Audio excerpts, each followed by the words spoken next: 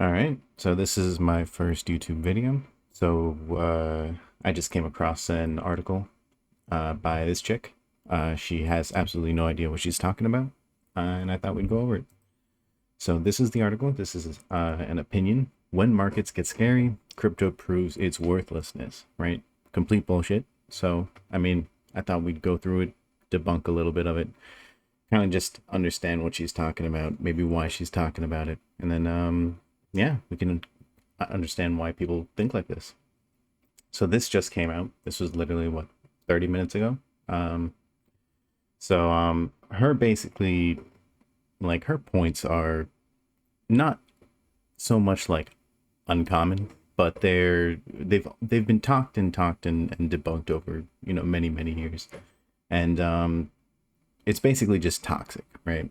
I don't believe in like this whole, you know, toxicity in our culture, but this is toxic, right? This is just like her entire purpose here is to just spin these like conspiracies in your mind of like what should and shouldn't be. But all right, let's get into this. So I'm gonna read it out for you guys, and you guys can kind of just follow along. You don't have to go to the article. I'll read it out for you. Main points. So basically, she's saying from practically the time Bitcoin launched in early 2009, I've been wondering what the heck it is good for. Okay, so she clearly didn't read or learn about Bitcoin since 2009. Okay. In the beginning, there were two basic theories. This is what she's saying. One said this first cryptocurrency was a refuge from government, and the other, possibly the one embraced by Bitcoin's creator, said it was an alternative to the corruption, instability, and self dealing in a financial system that had just finished wrecking itself and everyone else along with it. Right. So, I mean, kind of right, not so kind of right. I mean, refuge from the government wasn't really the point ever, right? That's kind of just like what people wanted it to become, right? That's not, no. Because like to make that point, you're saying we what wanted to be anonymous. Bitcoin was never intended to be anonymous, not really. Um, and said it was an alternative to the corruption, instability, and self-dealing in a financial system that had just finished wrecking itself and everyone else along with it. Now that's true, right? Technically, it was inherently to leave that way of self-dealing. Sure, let's call it that, which leads to instability and corruption. Okay. Alas, neither of these theories is panned out. Wow. All right, so she clearly doesn't understand that people have still been putting time and money into Bitcoin, hash rate into Bitcoin for a reason. Indeed, as in Monday's market meltdown, cryptocurrencies have often done the opposite of what they were supposed to do. Oh, she's sad. She said her bags didn't go up. Got it. Got it. Okay. Though Bitcoin and other cryptocurrencies might be useful in places such as Venezuela, okay, where monetary policy is so awful that anything, including a can of McArdle, is an improvement over their local currency. It isn't a good substitute for money anywhere that is a reasonably well-run central bank. Um, Again, I don't think she understands the point of Bitcoin, but okay, a well-run central bank lets people spend money. Great. I mean, I won't dispute that, but obviously that's not even the point of Bitcoin. But let's see. Okay, its architecture is too cumbersome. Transactions take minutes, even hours, to be processed through the blockchain. I mean, yeah. Okay, too cumbersome. That's a crazy way to put it. You can ameliorate this problem by using a third-party processor like an exchange. But at this point, you've started to recreate the financial system you hope to replace, except without the protections against theft and abuse that were developed over centuries. Wow. Protections against theft and abuse. So when they hack those companies and steal your data, your personal social security, your credit card, right? And then social engineer and then steal your identities and all that, right? What, that's not a theft and abuse to the highest level? Okay, and then let's take it a step further. Besides all those problems, you can ameliorate this problem by using a third-party processor. Do you understand what the problem was? The problem was the third-party processor. We needed a third party. Okay, so she clearly didn't get it. All right, we'll read on. So then she says, rather than a currency or a substitute for the banking system, Bitcoin evolved into its own volatile asset, whose value has ranged within just the past year from 25,000 to 70,000. Just the last year from about 20. Yeah, that's a good thing. Okay. The crypto ecosystem that grew up around Bitcoin and all the other cryptocurrencies appears to be less reliable and stable and more corrupt than the established banking system. Okay, a claim. The best thing that can be said about it is it doesn't matter much. Huh. What? Okay, listen, lady. Here's the thing. There's a lot of cryptos, right? You don't want to invest in all of them. You want to do your research, right? Very simple. Do your own research. I mean, maybe she did her own research and she failed. Clearly, she doesn't know how to research, to be honest. I wouldn't imagine. I think this could be her only talent. I don't know. I haven't read too much in this chick. All right. The volatility is also a problem for the people who viewed crypto as a haven from the government depredation. Depredation?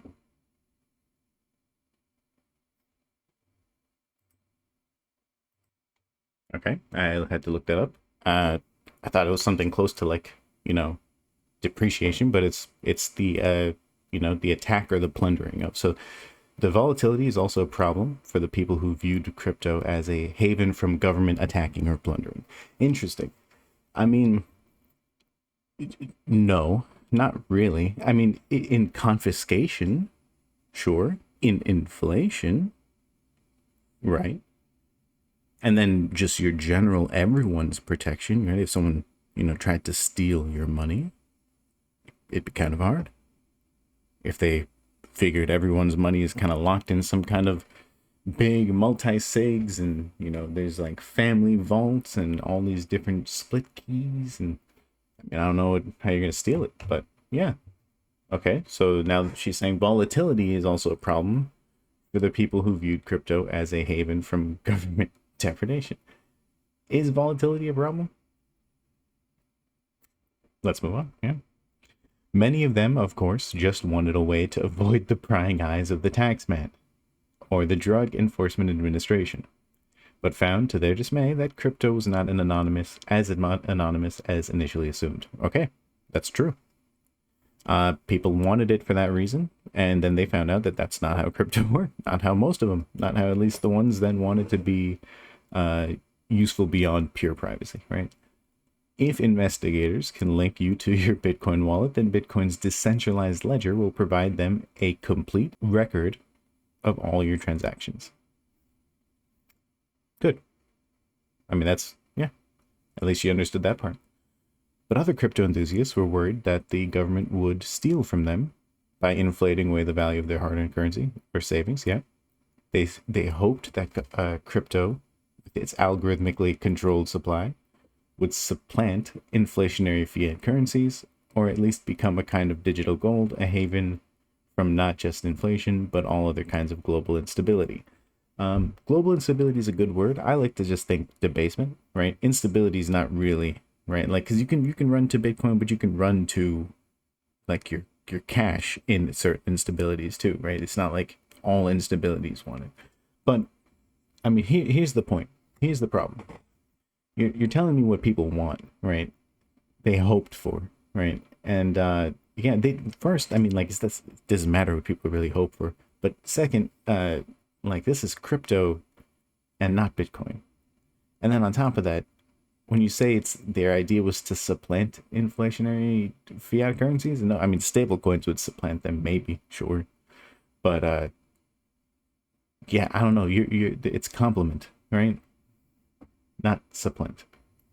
Anyway, supplant, complement. All right. She goes on. As I said, it might serve that purpose in countries such as Venezuela, where the governments where the government has taken a wrecking ball to the economy and the currency. Okay. But everywhere, well, in the spring of 2020, when the world was looking for safe assets and gold was soaring, Bitcoin was flat. Wait a minute. Wait a minute. So she picked out some time and she saw Bitcoin was flat. Have you looked at the prices from around that time to now? You know, maybe something happened around 2020, 2019, 2021. No? Okay. She goes on. As I said, it might serve the purpose. It might serve that purpose in countries such as Venezuela, where the government has taken a wrecking ball. All right, I read that again. Wow, I read it. She goes on. True, it eventually began climbing, but it's hard to say it became a counterweight to pandemic's economic gyrations. I mean, what? It's hard to say it became a counterweight to the pandemic's economic gyrations. Who the hell cares? What? Again, is her point that people were selling off Bitcoin to have cash at any point, and does that make her upset? I don't know. We'll move. Though it might be tempting to attribute this rise to inflation, Bitcoin's price peaked in November 2021, then fell almost 50% while inflation was still climbing. Around the start of 2023, it bottomed out when inflation was beginning to wane, and as inflation fell, it quadrupled in value. Again, is she just like a government, speaker? I don't understand what's going on here. She's trying to tell you. Okay, here's the problem. She's trying to tell you Bitcoin is doing things when it shouldn't have, and it's not doing things when it should have. And I wish Bitcoin would do this, right? Okay, lady. The price means absolutely nothing. In the general period of 4 years, it means nothing, right? In 8 years, in 10 years, in 12 years, I'll give it to you. It probably means something. But the way money moves in your cycles, you're gonna get these hard volatility, especially in Bitcoin. You're gonna get it. And then on top of that, the liquidity of Bitcoin, I mean, on exchanges, there's not a lot of liquidity, right? So when people dump, they dump. It's fine. And it comes back, right? And that's basically based on demand. So demand and understanding, right? We'll move on. She goes, then came Monday. Oh, yeah. I said, let's just skip to now. All right, then came Monday. As if to put the final nail in the coffin, as if to bury once and for all any hopes of using cryptocurrencies as digital gold, Bitcoin dropped by 15%. Oh, God, 15%. Wow. She says, this is not how a hedge against inflation or disaster acts. How dare there be a drop in Bitcoin and then for it to just slowly come back up? Where are we now? 57.2?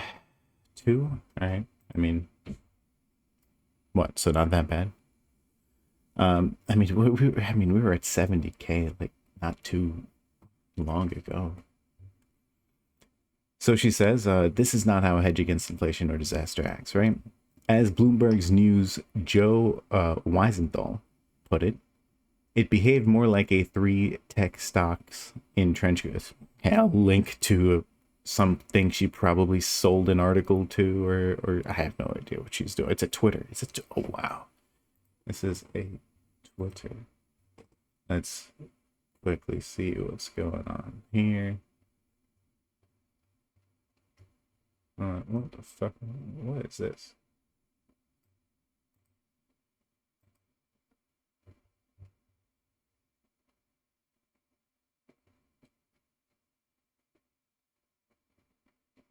What the hell?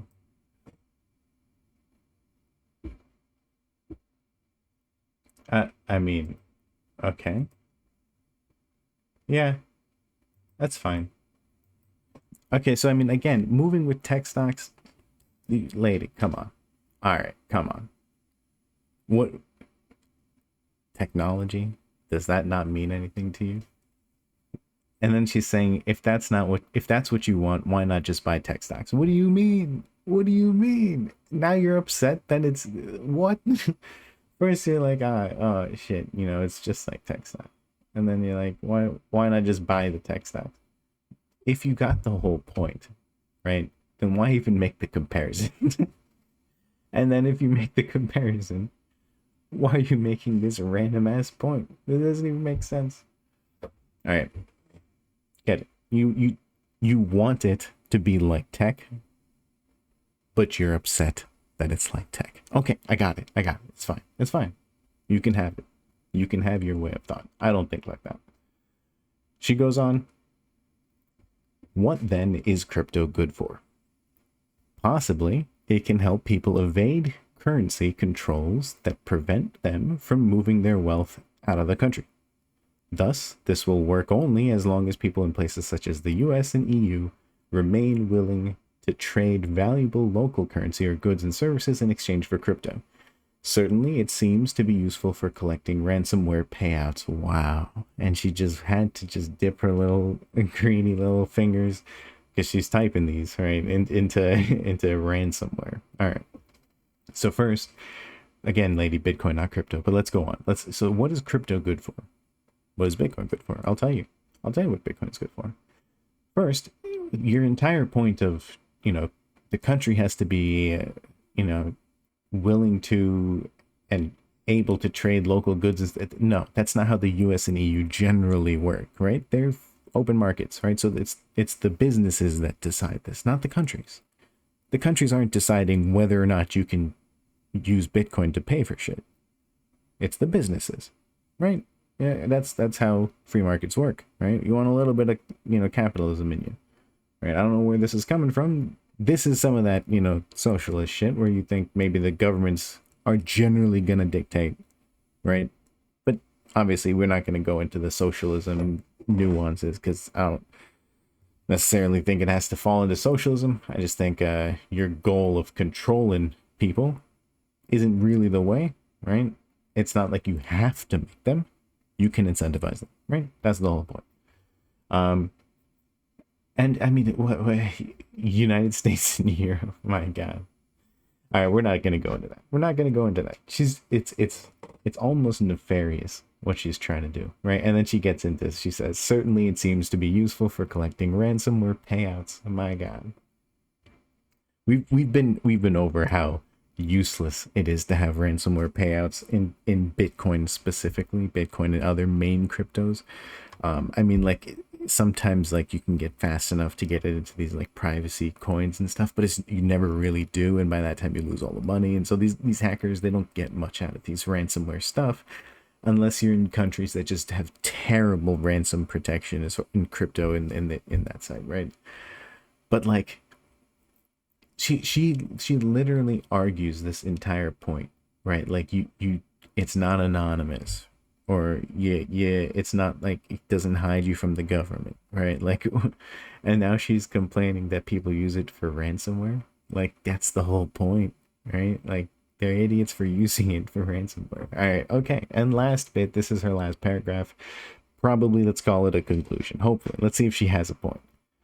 She says, but beyond this, it seems less like digital gold than digital slot machine. What? The crypto industry? Okay, maybe, sure. But Bitcoin? Like the crypto industry isn't digital gold. It's Bitcoin that people call digital gold, not the crypto industry. That's bullshit. So Bitcoin is not like a digital slot machine. Crypto is. I got it. Okay, we'll move. She's just trying to conflate the two again, right? That's her mind working at how do I make this make sense to me? Why can't I make money in Bitcoin like everyone else? And why when I do, it's just sad because it goes down, and I need to start bashing people with my opinion. All right, okay. She says I can't shake the feeling that most people use it not because it's a good substitute for anything they need, but because it's fun to watch the reels spin without knowing whether they'll pay off. In other words, Bitcoin's not good for much of anything except giving people who have money to burn a novel way to set it on fire. Wow. Wow. Okay, so from her point, just don't buy anything. I mean, you're setting it on fire, right? Don't buy anything. Just let your money waste away in inflation. Go on. But here's the thing, lady, right? We're talking about Bitcoin as a safe haven now, right? Got it. Got it. You're talking about Bitcoin as money? Okay. What if we join the two? Right? This is where Bitcoin's going, right? Bitcoin's going not to your average, like, hey, we're just going to save it forever. You know, we're just going to let these people bash us forever. Like, what can you do with Bitcoin? You know, and then let's go to crypto, and then Bitcoin is crypto. And then like, oh, let's start bashing crypto. Let's start bashing Bitcoin. Don't need Bitcoin, don't need crypto. Let's go to the basic financial system. Okay. Yeah, no. That's not how it works. Right? So where's Bitcoin going? Right? I mean, Bitcoin is right now 57. That's not what I'm talking about. Bitcoin is going to stacks. Right? What is stacks? So I'll give not a very good introduction, but a very brief introduction, right? Stacks is a blockchain, right? It's a blockchain that's a function of Bitcoin. And what do I mean by that?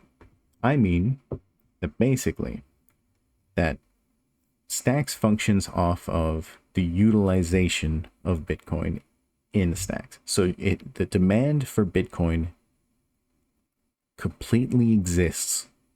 It exists entirely with a full blockchain called Stacks. And what this does is it utilizes that Bitcoin to enable Bitcoin DeFi, right? In a very nice layer one, finality. So it gives you DeFi like Ethereum, like Solana, like all the big ones. In fact, in many ways, probably better than those. It gives you DeFi that you can actually have layer one Bitcoin seamlessly go in and out of. You can write to, finalize your applications on, and build this incredible DeFi ecosystem, right? So what's the point? What am I trying to say here? I'm saying that most of these people don't have an idea what Bitcoin DeFi is, what Bitcoin layer 2s are, and what's coming, right? The people who know have been accumulating, and the people who are Bitcoin enthusiasts have been figuring it out over time, right? But the people who are outside of Bitcoin, all they know is maybe crypto and then maybe Bitcoin, right? Most investors, even in Bitcoin, don't even know of Stacks or Bitcoin layer 2s because the whole point is they're just Bitcoin and they're just investors, right? When we're talking about technology and we're talking about what's coming next, we don't talk about just the investors anymore. We're talking about the builders. We're talking about the stakeholders. So, what are we talking about now? We're talking about a blockchain that it employs a technique. It employs a system called proof of transfer, where you basically take Bitcoin's layer one and offer a unique solution that ties Stacks and their main token Stacks to Bitcoin. And so the Bitcoin is in the proof of transfer is offered to the Stacks miners. Stacks miners will effectively compete for it, and the ones offering the Bitcoin will get a reward from the Stacks blockchain, which makes it effectively like a proof of work for the Stacks, and a proof of mined ownership of that Bitcoin given to you now in that DeFi blockchain, which is incredible, right? They've done this in such a seamless way, and then to have we're getting something very soon called the Nakamoto upgrade, where the transaction speed and the transactions per second increases massively. We're talking 5-10 second block times, maybe shorter. We're talking a high throughput now.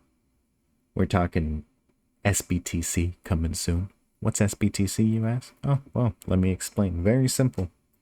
Very simple. Stacks is going to allow you to basically hold your Bitcoin, like imagine Lightning, right? But maybe slightly better, where you kind of deposit Bitcoin into a trustless blockchain stacks, and you'll be able to acquire SBTC 1-to-1. And when you depeg it back out, you get 1-to-1 your Bitcoin. And what's the point of this? It's faster. It's on stacks. It's almost universal. It becomes a full DeFi token representing Bitcoin that's 1-to-1. Verifiable. Trustless. Right? Not federated. Not really. Not any of this like federated stuff like Lightning, Spider. Not that those are bad. In fact, those are incredibly good. They have their own use cases, right? But that's layer 1 Bitcoin, that you need to stay on layer 1 Bitcoin. They need to federate it. That's the limitations of layer 1 Bitcoin. That's fine. We love that limitation.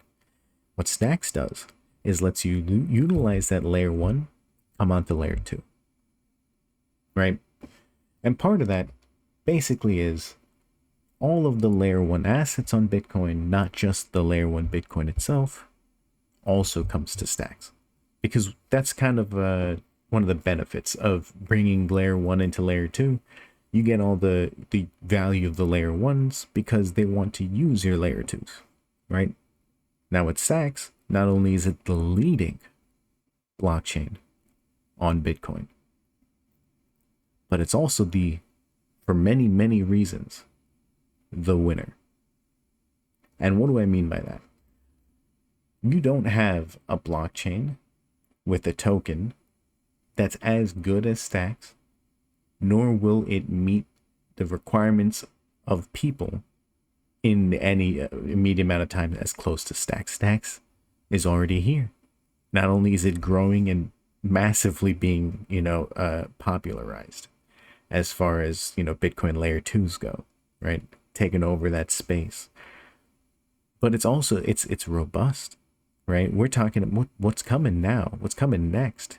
Takes whatever we have and injects it with steroids, then slaps it a few times, give it some smelling salts, and it says, hey, are you ready to lift, bruh?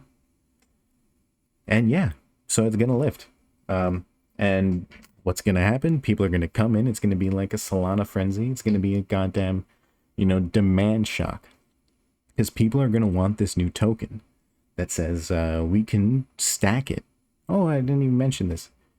By holding this, by buying Stacks and holding it, stacking it, you get layer 1 Bitcoin in a Bitcoin wallet that you send on layer 1.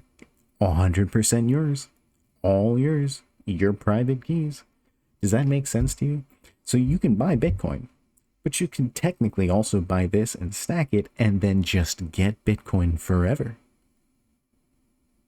Thought of that? Yeah. Think about that. Now, here's the thing. That is proliferated across the entire blockchain. What does that mean? That means this entire mechanism of stacking and getting the Bitcoin and then bringing that value back onto DeFi, that's already implemented. You can get in on it now. Those rewards you can collect or auto compound. There's things happening. So what is my point? You guys are getting into a market that it's full of toxicity, man. It's full of all this random bullshit by this chick, these opinions. I mean, I'm reading this XRP jump 17%. I don't know, man. I don't know about XRP. I know there's like some case that kind of just got settled, right? Who gives a shit?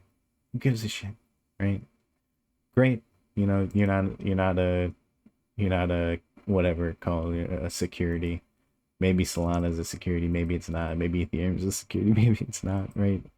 Bitcoin isn't. Even if people thought it was in some place, and who gives a shit, right? Who cares what you think? Bitcoin is a function of the global demand for uncorruptible money, right? It has nothing to do even with your inflation or your debasement or any one thing, right? It's all of it. All of it. You think your fiat is safe? Even if you tied it to gold? Are you crazy? I mean, even if you tied it to Bitcoin, you'd have to tie it perfectly. And that's the point. That's why even then we wouldn't trust your fiat. If you tied it to Bitcoin, it's not like your fiat equals Bitcoin, right? Who do you think you are? And so that's our point, right? You're going to get all this toxicity trying to tell you what to think. You got to do the research. Think for yourselves. Don't be sheep. All right, that's my time. Take care.